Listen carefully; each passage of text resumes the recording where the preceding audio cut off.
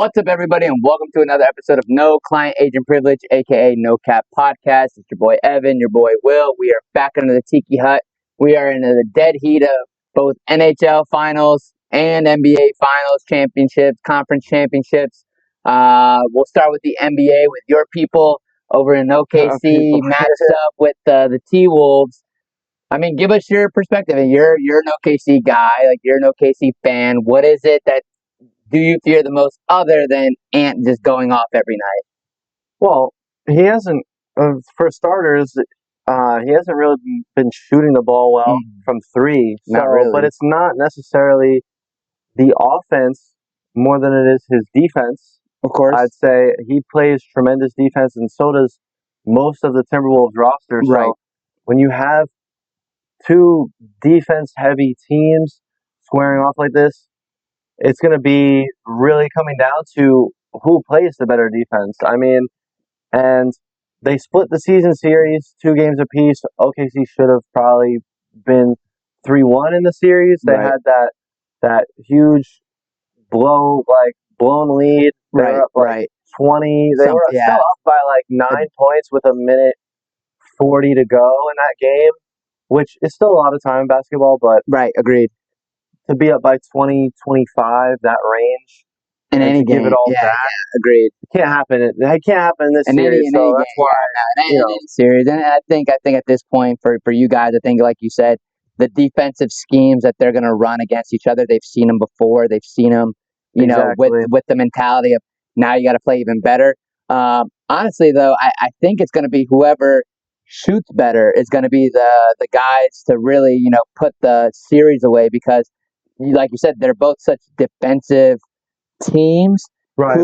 Whose shooters are going to show up that night? Because there's not really, when you look at those rosters, they're not talking about everyone's got that true shooter on it. Right. Like, there's a few guys that can shoot. Don't get me wrong. There's a few guys that can shoot, but nobody in the last 2 series, the first round or the second round, has truly been, just a sniper on the outside. So it's really kind of going to be, who shows up to the court hot, because we know the defense is going to be there. So with limiting the rebounds, of course, on the Timberwolves side, because I mean I don't necessarily like Rudy Gobert, but he is let it go. Tremendous at rebounding and being a force down low. So when you have, I think because Rudy's build is more slender than most 7-foot guys. I think Chet matches up better versus him than he would to who guarded Jokic? Him more in the series in the regular season when it was OKC Timberwolves. Who was on Gobert? Was it Hardenstein? Was it? That's okay. That's what I figured. Most of the time, I feel like Rudy always which is a good piece that we need. Well, see, that's the other thing. I believe that when you go watch the T-Wolves Denver game throughout the regular season, I'm pretty sure when Jokic was on him, he just literally just bodied him into defense, and then he had no offense. Rudy just doesn't have that game that he can face up and turn like Jokic did at certain points. Exactly. That's a good point. And for those who did watch the OKC series, I mean, Alex Caruso was really giving Jokic a tough time. As weird as that is to say, I guess. He said he guarded him 70% of the game 7. Right, and that's Alex a crazy Caruso stat. finished plus 40 and plus minus, which is crazy. The second time in history a player off the bench has ever done that. Right. In the NBA playoffs. But Jokic is better than Rudy Gobert. By a mile. So it's not even a close. If Caruso was doing that to him, then if OKC can get into those same sets where it's we're going to try to get Gobert out of the paint, or we're really going to make sure that he doesn't get the ball. Agreed. And then you limit the rebounds too. That's a good plan. And then you mix it with just shoot better. Right. Not just shoot better. Yeah, that, and also are you truly scared that Rudy Gobert is going to go off for 20-some points? That's not what I'm concerned with necessarily. I don't think anybody on the Wolves necessarily has that go off factor except other than Ant. But like I said, he hasn't been doing. Has he needed to do that? No, not really. But yes, really. But he should have been. He shouldn't not have been. There's no reason that he shouldn't have done these things already against an injured Warriors, who they play first round Lakers, Lakers, yeah. a decent Lakers team. Yeah. Like, there's no reason you shouldn't have been 20-10-5 or 20-20, whatever. However you want to. Well, that's going off. what it's been. Right. But he's average. I don't know exactly what. I think it's somewhere around 20 points per game right now in the playoffs, which Okay. is good. But Good. I don't think. Do you think this is a game 6, take it on home, or you think this is going all game 7? It's not going to be done before game 6 for sure. That's what I'm saying. Game Right. 6, finish it at the team because they're It's not going to be done before game 6. No, I think it goes 7 again. I think Timberwolves might take one of these first 2 games. I think, but I don't know. Game 7 at home going in are going to be vital because when I was watching those games, Timberwolves versus Thunder this past during the season, and when OKC gets in those modes where it's like Shea's getting doubled, like you gotta find that. I agree. And gotta get that offense clicking. You can't settle for the bring the ball down the court, pass it, don't take a shot. I get a 3-pointer. It can't be that stagnant. That offense has just got to be that offense has got to be flowing. Yeah, that half court offense is still needs some tweaking. And they play really well when they turn that defense into offense, like that transition. They're really good in the transition when they get out there. That's that kind of team. And push it. Well, that's why they have that factor to flip it at any moment. Because even in game 6 against Denver, they made they were down by like 15, 16, 17. They had made a comeback. They got it to like 8, I think 7 or 8 points. Because it was like steal. And it was like the last 2 minutes of the game. Like, I kind of knew that they weren't going to come back. It's just not that realistic. But for them to do that and have those moments like on a nightly basis pretty much is something that they do achieve. So. Agreed. And at that point, that's what makes them special as a team. That's what brought them to the conference final. So it's like really at what point do you truly say, look, we need to fix some things, but what we're doing is working, so let's just keep doing it. So again, do what you do best, do what got you there, and hopefully, you kind of come together on the offensive side in those half court moments where you have to run a play, you have to get a little edgy in your pick and rolls, and you actually got to make plays on the outside. I think going up against the Nuggets team, which people are saying like that they weren't that good of a team or whatever. I mean, you're the best player in the world. I was gonna say, I don't know about that. And you still had a good roster. Like, maybe it wasn't that deep of a roster, but it's like you still had good pieces. Agreed. And it's a good defense. I don't know if I believe that. And I think it really made OKC better going into this next series. So I'm excited to see what happens. All right, so let's head over to the East now. Sure. Let's just say, with regards to what we were matching up between Pacers and Knicks. I mean, even having Lizana Gabi, Mahadib on the sidelines, I still don't think that the Knicks have a chance in this series. I think the Pacers are so hot right now that I legitimately see this game going 5. If you take Heat out of it, I think the Pacers are deeper. They have 5. I mean, well, the Knicks do too, but the Pacers just play better team basketball and they're deeper. That's really all it comes down to, and they still match up well against the Knicks. I'm sorry, especially if you get one of the top 2 most fouling players in the league. I know. Get him in trouble. If you get him in foul trouble with Siakam as well as Miles Turner down there, and you have Mitchell Robinson. Even your guards get in a lot of foul trouble. Like Jalen Brunson was in foul trouble most of the series. Yeah, they play aggressive. That's how Thibodeau is, though. That's how he is as a coach. So I understand he's been like that since Chicago days. All those players that have been through him are kind of like that and have been for a while, and that's how he coaches it. So it's not surprising that those types of guys are in foul trouble a lot because they are like that with regards to aggressive, play the ball, and they try to play through the man a lot of times. When you play basically the same 5 the whole game, that too, you gotta really be strategic with your fouls, and when you choose to be aggressive like that, especially like I said, there are so many versatile players on the Pacers, and they're not a slouch team. Like, No, this their isn't role some players sort of play their roles. fluke. Yeah, Yes, like their role players Tyrese are. Halliburton is averaging 17.5 points Yes. this playoffs, and he's their best player, right?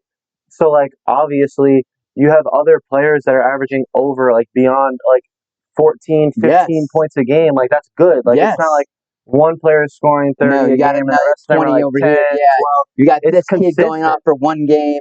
Exactly. And they play defense too. That's Right, the thing. So right. You will not and see Halliburton take a possession off just because he went down and scored a and three. it's still going to be tough to win in Indiana. They do have the small markets, well, especially during is it- playoff time. They bring it. who's So got home court? New the York. Knicks, yeah. 'Cause they Yeah, I were think they were the okay. second seed. Okay, so I I think think Indiana was fourth, sixth because they played the Bucks first round, which Right. was 3. right, 3 and Yeah. 6. Yeah. You're right. So, but again, I think this series at this point, the way I've watched the Pacers and the way I've watched the Knicks, I still think the Knicks are like they should be very, very scared to go down 0-2 Sure. playing in the Garden because I think the numbers that people have come out with, like the amount of pressure that is there, like on the Knicks, it's astronomical. Especially Because from the city, I'm sure that they don't really feel it like that or think of it that way. I don't know because like I feel like that's just you when you get to New York, and I think on the football side as well, I think that pressure is there. And I laugh because like for the Giants and Jets, they don't even play in New York. They're just called New York Jets, New York Giants. So I always laugh at that. But with regards to the Knicks, they literally play in the Mecca.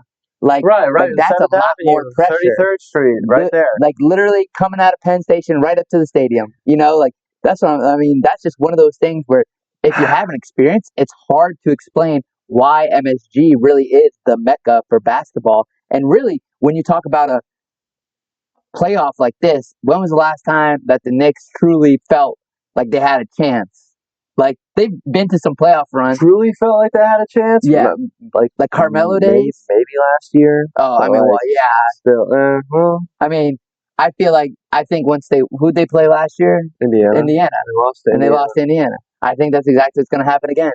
I think it's going to be Knicks in 7. Knicks in 7. I think the Pacers are going to give them a good test. I think it's going to be Knicks in 7, but by virtue of the Knicks stealing a game, not necessarily home, but I think there's going to be something that happens. What's the difference maker then? The Knicks come and take. What's the difference maker?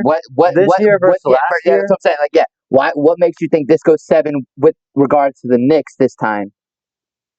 Well, I'm trying to think of who was and wasn't on the roster. I'm trying to think of when OG wasn't on the roster. I think he was already. OG was on the team. So you add Cat.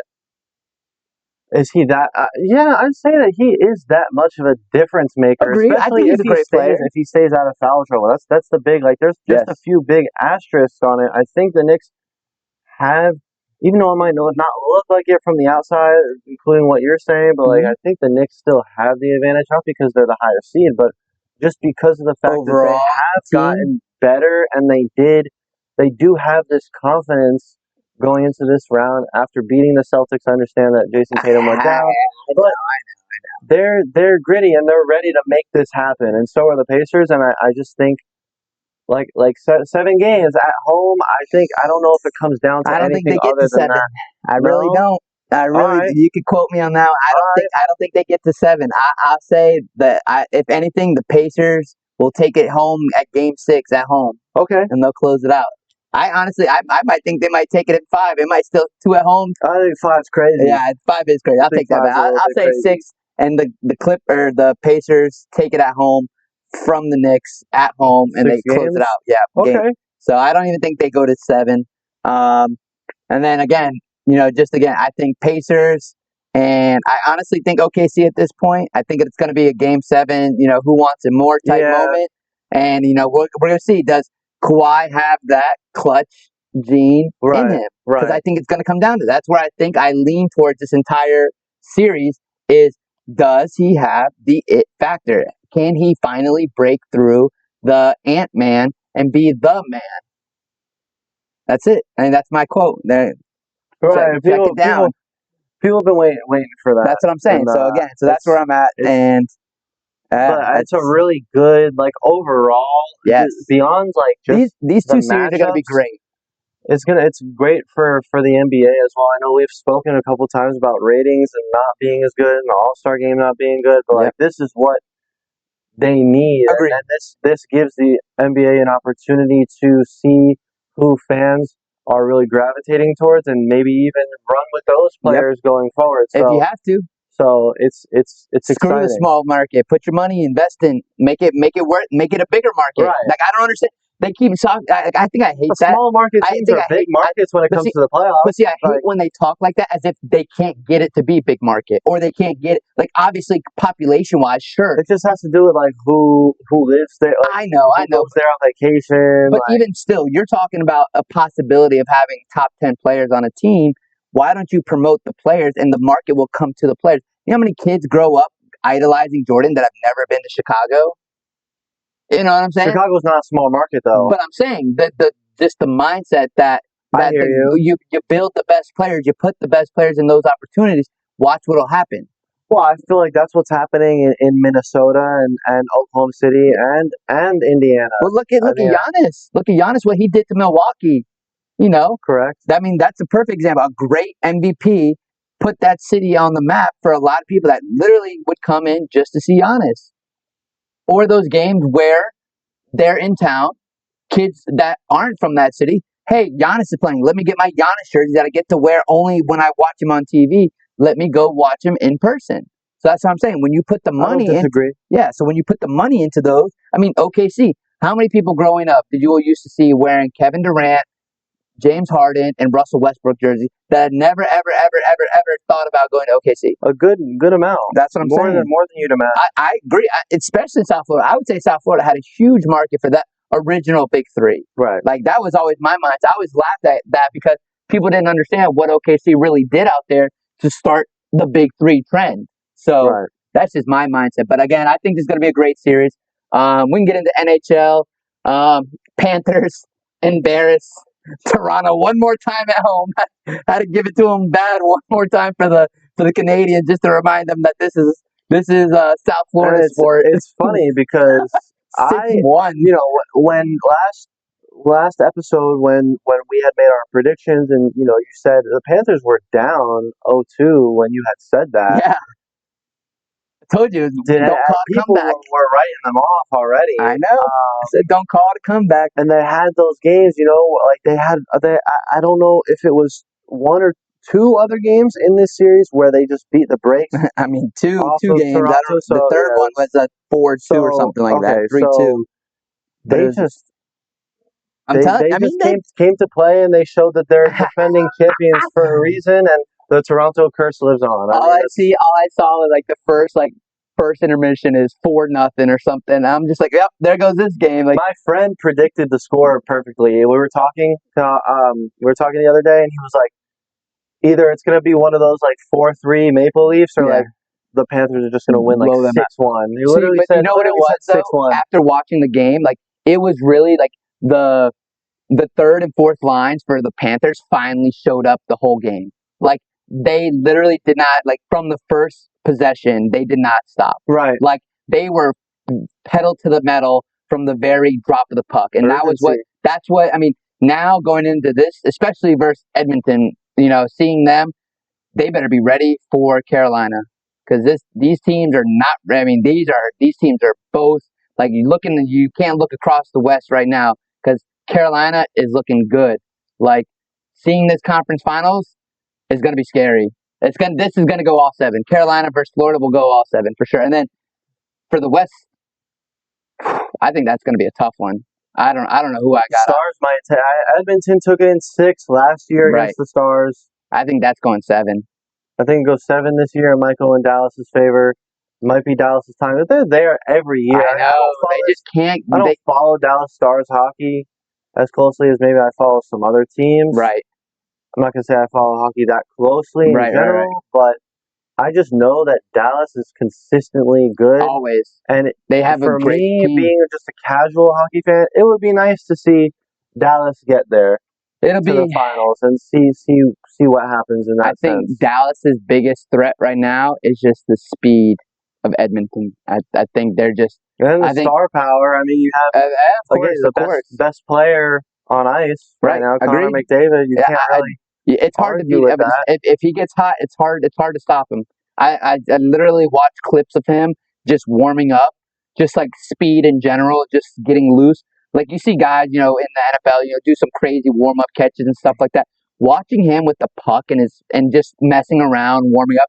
It's honestly, it's I don't get it. I don't get like some of the stuff he does with his stick. In the world. I'm literally just like, how? Like that stuff. Like I understand. Like I can see guys in the NFL who catch 1,000 balls on the jug machine. Make some crazy catch. But this man is literally. I mean, I'm talking. Loop de loop and just behind like lacrosse type stuff on this. Lacrosse type stuff. I'm just it's crazy. So for me, watching it. I mean, I think again another kind of one of those. This is good for the sport type series for on both ends. Like these conference finals. I mean, I obviously I hope the Panthers make it, but I am not giving any edge by far. I mean, I think to say that the game 7 is just a matter of time. I think on both ends, honestly speaking, like I really couldn't tell you that either team is going to just go in and dominate. I mean, I think Florida. I don't remember what the regular season was for them, but I'm pretty sure they were. I want to say maybe 2-1 in the regular season against Carolina, or 1-1, something like that. But I'd have to look that up. Or you'd have to look it up. I don't remember how many times they played each other.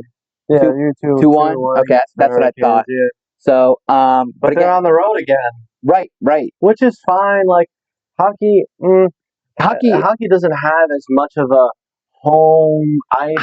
I don't know. Court. I don't think so. I just think because of the glass. Like this might sound weird, but I do think it's just much easier to tune everything out. I think it is. I can see what you mean with regards to they're just playing. Yeah, I mean, but does it suck when the home team scores? Yeah, okay, sure. But the horns are blaring. Rack them back up and let's go. Yeah, no, I agree. I can see what you mean on that end, like with regards to the actual home ice advantage.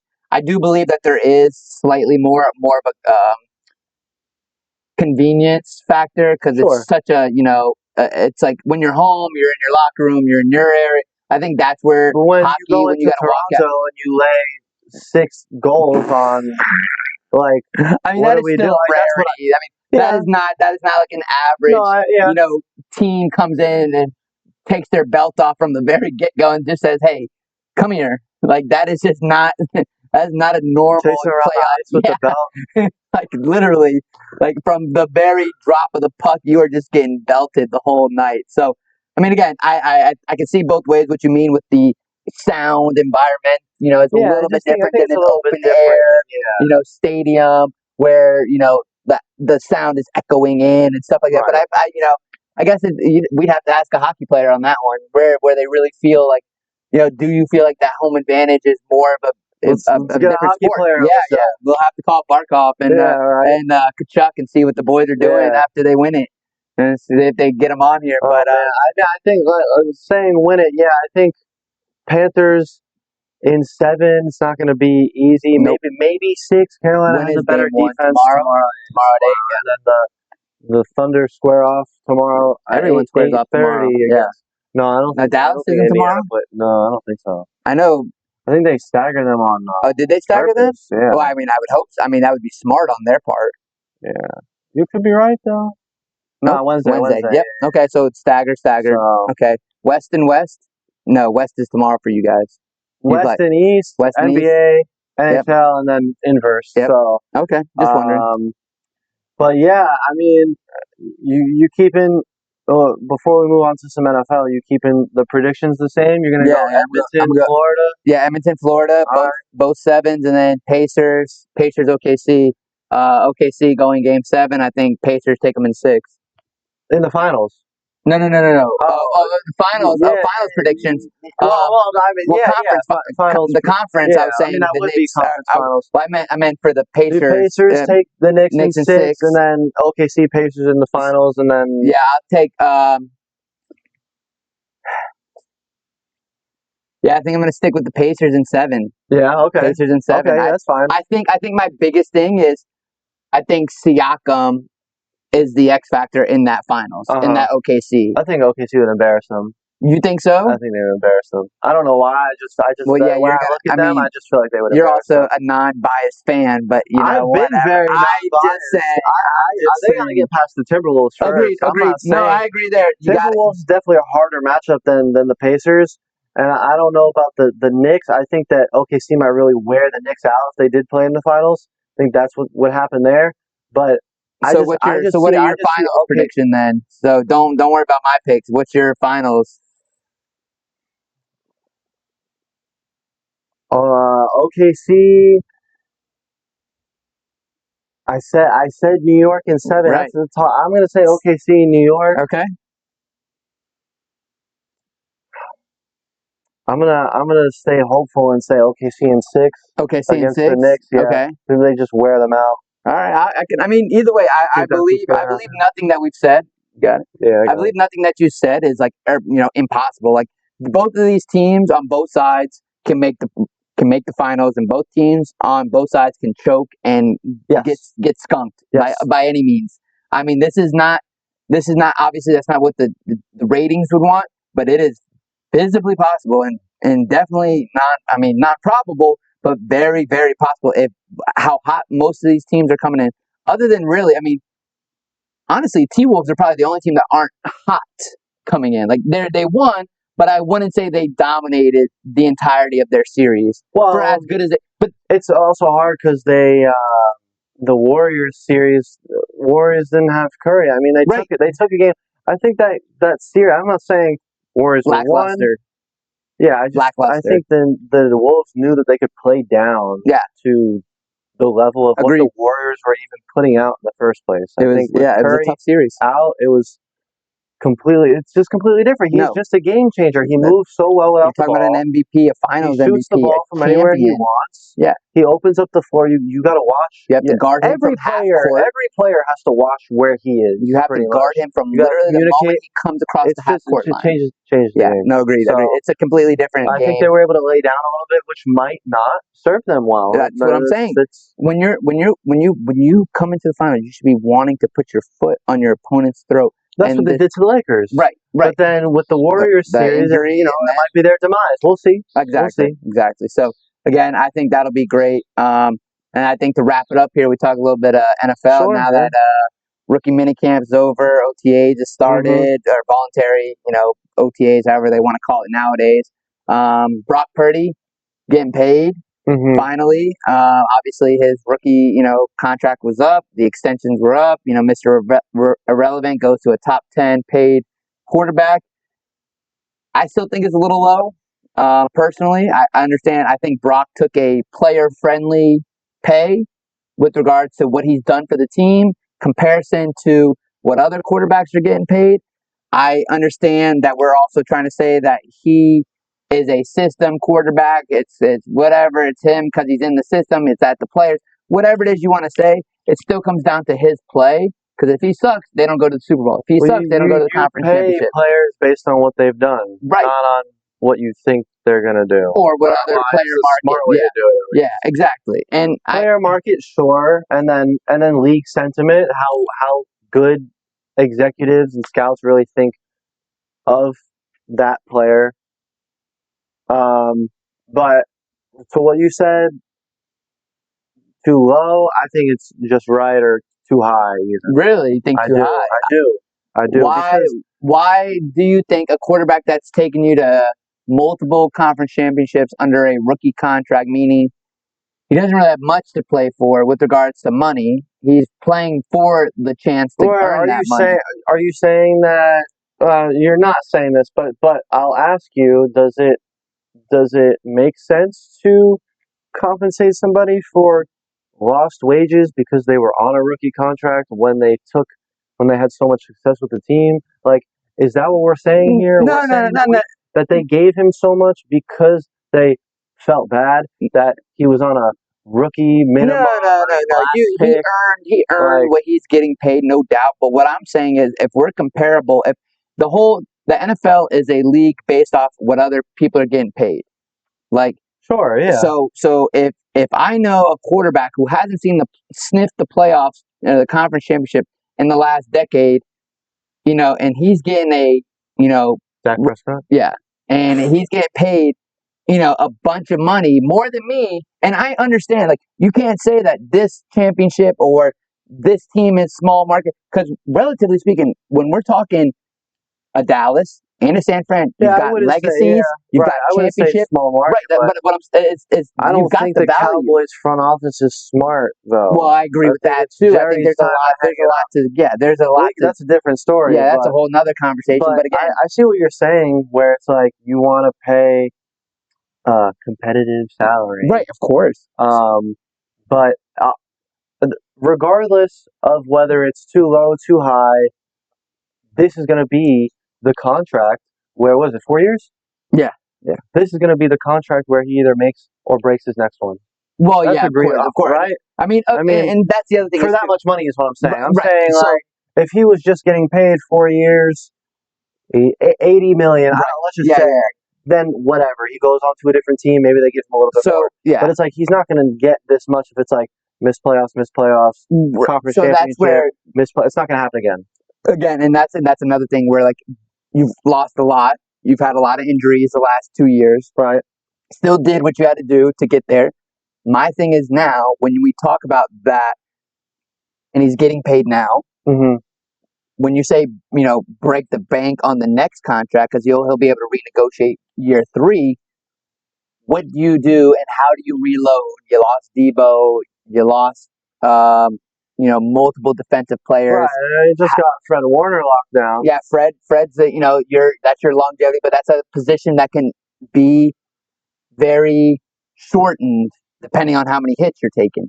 So to say that's long is another one relative term. Yeah, relative to the position. Yeah, exactly. So for this and what Brock got paid, I think my biggest thing is, and kind of like what you said, Dallas's front office is looking, at 2 things. 1, what Dak has done for them, and 2, the market value he brings as their quarterback, which might not be the amount of wins he brings. Regular season wins, great. But when we're talking what value he brings from a marketing standpoint, everyone loves him. Like, a team player, and most people like that. So, I don't know. I feel like San Fran could definitely put in a little bit more money to make Brock Purdy their guy. I don't know. I mean, Mr. Irrelevant could have been, Mr. Irrelevant and sucked. Now he's your I guess he's your franchise quarterback, is he not? Like, right. I mean, that's basically money. That's what I would think. If you're a top 10 quarterback, that makes you a franchise guy, right? That's my mindset. If I'm his agent, I'm saying, we're a franchise guy. We did exactly what you asked on a shit salary, rookie salary, and we did exactly what 30 other quarterbacks couldn't do, other than Jalen Hurts beating me. Right. Like I couldn't get the the chip, but I also had to go against Patrick Mahomes and and things like that. So some of the greats. So again, I think I know you said you think he's just right, but I still think I would have pushed for a top 5, pay because of what he's done.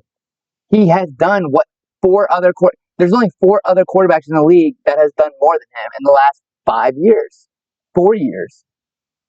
Well, yeah, exactly. So why am I not getting paid at the same as the other 4 guys ahead of me, or right underneath? Really, might not be that good. But you can't say that. You can't tell me I'm not that good when I proved it to you. That's what I'm saying. As the agent, that's my fight. Like, I'm having these issues with the team's front office because I'm telling you, you can't say I'm not that good when I've already done it. I don't know if he has the same success if you put him somewhere else, though.